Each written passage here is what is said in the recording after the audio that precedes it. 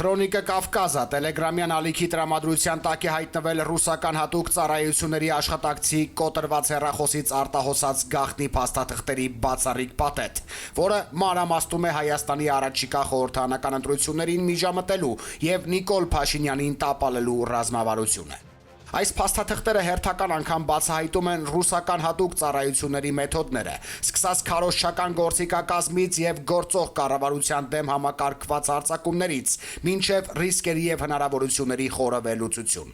Այս սցենարների հիմնական նպատակը Նիկոլ Փաշինյանին իշխանությունից հեռացնելուն ուղղված միջոցառումների ամբողջական շղթայի իրականացումն է։ Ավելին, ձեռք բերված նյութերը պարունակում են քայլ առ քայլ ուղեցույց, երկրում գործող մի քանի ընդդիմադիր կուսակցությունների գաղտնի ֆինանսավորման, համակարգման եւ նպատակային օգտագործման վերաբերյալ։ Օրինակ, հրապարակման մեջ ներքին հեղաշրջման 1998 թվականի մոդելի օրինակով կամ վարչապետի իմպիչմենտի հավանականությունը գնահատվում է զրոյական։ Նիկոլ Փաշինյանի նկատմամբ ուժային կառույցների բացարձակ հավատարմության, իշխող քաղաքացիական պայմանագիր խմբակցությունում պառակտման եւ նրա թիմում խուճապի բացակայության պատճառով։ Հետախուզության վերլուծաբանները քիչ հավանական են համարում նաև վարչապետի կամավոր հրաժարականը կամ նրա հեռացումը լայնածավալ փողոցային բողոքի ցույցերի ճնշման տակ։ Հատուկ ծառայությունները ի վերջո բացառելով իշխանության կոշտ կամ վաղաժամ փոխանցման տարբերակները, եզրակացնում են, որ իրենց ծրագրերն իրականացնելու միակ կենսունակ եւ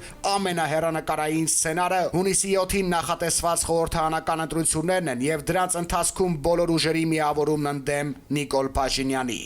Քրոնիկը Կավկազը հարթակի հրապարակած գաղտնի զեկույցում նշվում է, որ Մոսկվան հասարակությունը բաժանում է 3 էլեկտորալ սեգմենտի, որտեղ առանցքային թիրախը բնակչության 70%-ը կազմող կարմիր դաշտն է, մարդիկ ովքեր դեմ են Փաշինյանին, բայց չեն ցանկանում նաև նախկինների վերադարձը։ Այս հսկայական զանգվածը գրավելու համար ռուսական կողմը խաղադրույք է կատարում գործարար Սամվել Կարապետյանի վրա, նրան անվանելով հայկական Իվանիշվիլի, ով պետք է ձևավորի նոր երրորդ ուժ եւ միավորի ընդդիմադիր դաշտը մեկ ընդհանուր դաշինքի մեջ։ Պլանի համաձայն այս մեծ դաշինքի քվարտետի մեջ պետք է մտնեն Սամվել Կարապետյանի նոր կուսակցությունը, Մայր Հայաստան դաշինքը, Գագիկ Ծառուկյանի Բարգավաճ Հայաստանը եւ եկեղեցու ու քաղբանտարկյալների պաշտպանության համար ստեղծվող անկախ քաղաքացիական պլատֆորմը։ Փաստաթղթերում նշվում է, որ որպես առաջին փորձաշրջան ընտրվել էին Էջմիածնի տեղական ընտրությունները, որտեղ հիմնական հարվածն իր վրա պետք է վերցներ Մայր Հայաստան դաշինքը,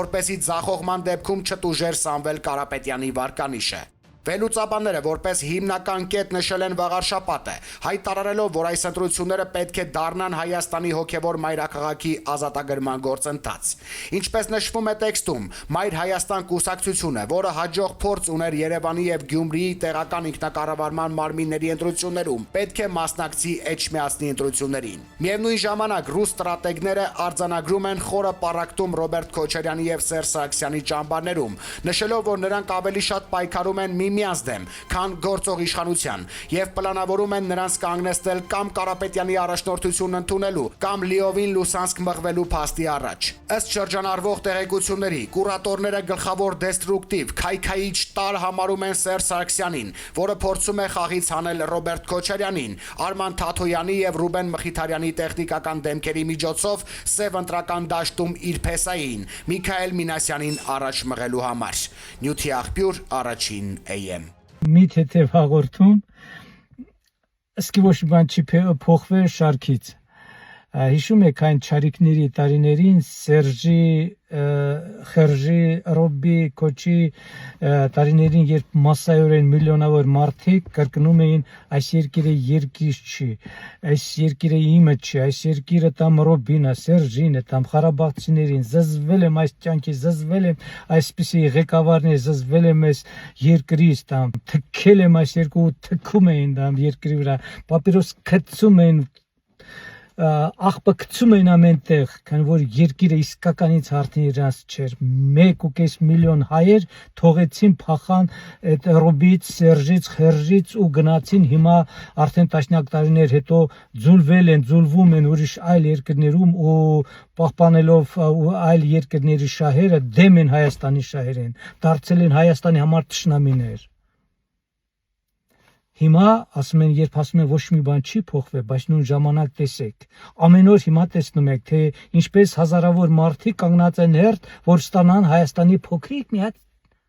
քարտեզը, նվեր ստանան։ Որ կանգնեն մի հատ սիրում եմ Հայաստանը նկարվեն, միլիոնավոր մարդիկ համատարածված սիրում եմ, Հայաստան իսկական սիրելի երկիր է դարձել, ծաղկում է։ Ես էլ 100 տարեկանից անց արդեն, ես Հայաստան եմ սիրում, սիրահարվել եմ Հայաստանի վրա, ասում եք, ոչ բան չի փոխվել է, միլիոնավոր մարդիկ հիմա սիրահարվել են իրանց հայրենիք Հայաստանի վրա, փոխվել է։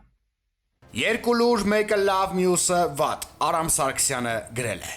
Մեկը մեր ողերիմ ճակերտավոր բարեկամ Ռուսաստանից, որի հետ անդամակցում ենք ԵԱՏՄ-ին, ՀԱՊԿ-ին եւ ԱՊՀ-ին, մյուսը ԱՄՆ-ից, որի հետ մեզ միավորում են հիմնականում ընդհանուր շահերը։ ԱՄՆ պետքարտուղար Ռուբիոն եկավ Հայաստան, ակնկալվում է առաջին թրիփի իրականացման գործողությունների ծրագրի ստորագրում, երկրորդ սահմանային անվտանգության եւ մաքսային կարողությունների զարգացման ոլորտում հուշագրի ստորագրում, երրորդ միջուկային էներգետիկայի ոլորտում Հայաստանի Հանրապետության եւ ԱՄՆ-ի միջև համագործակցության իրականացման գործողությունների ծրագրի ստորագրում։ Միջին միջանցքի գաղափարը սկսում է միս եւ արյուն ստանալ։ Սա այն նախագիծն է, որի իրականացումը Հայաստանը սեփական քաղաքական, ֆինանսական եւ գիտատեխնիկական ռեսուրսներով առանց արտաքին աջակցության դժվար թե կարողանար կյանքի կոչել։ Հայաստանը դառնում է միջազգային աշխարհաքաղաքական մեծ գործընթացի մաս։ Իդեպ, միջին միջանցքի գրեթե բոլոր երկրներն արդեն ներգրավված են այս նախագծում եւ փաստացի մնում էինք միայն մենք։ Իսկ մեր ողերիմ ճակերտավոր բարեկամ Ռուսաստանից, ինչպես միշտ վատ լուրեր։ Կարծես պատրաստվում են արգելել հայկական ելակի ներմուծումը Ռուսաստան։ Ինչ ասեմ, բավականին համարժեք քայլեր են։ Աստծուց առաջ չընկնեմ, բայց համոզված եմ, ամեն ինչ լավ է լինելու եւ Մարկո Ռուբիոից եւ ընտրություններից հետո Դոնալդ Թրամփն է գալու։ 300,000 ադրբեջանցիների Հայաստանում բնակեցման մասին թեզը հիվանդ երևակայության արդյունք է։ Անմտությունը, ավելին ասեմ, մեր հերքումից հետո դա նորից կրկնելը երկու բանի մասին է մտածում, կամ կրկնողը չի հասկանում, ընդհանրապես չի ուղղակի տարական ուղեղի ինչ-որ բջիջների մակարդակով չի հասկանում ինչ է ասվում, ասում է, որ դա չի լինելու, չկա այդպեսի բան։ Եվ կամ երկրորդը սրիկայություն է, որտեղ չարամտորեն կրկնում այն ինչ որ չկա։ Փորձելով մանիպուլացնել մարդկանց համար զգայուն հարցերը, փորձելով, այսպես ասած,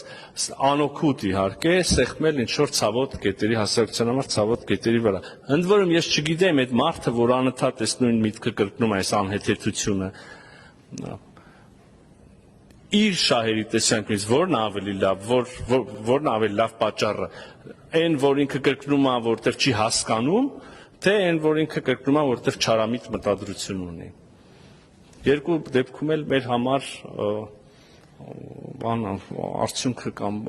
չգիտեմ, դրսևորումը եզրակացություն, մեկն կամերաներ ընդեղ են, հարգելի հայրենակիցներ, 300,000 ադրբեջանցիների Հայաստանում բնակեցման մասին թեզը հիվանդ երևակայության արդյունք է, անհեթեթություն եւ սրիկայություն։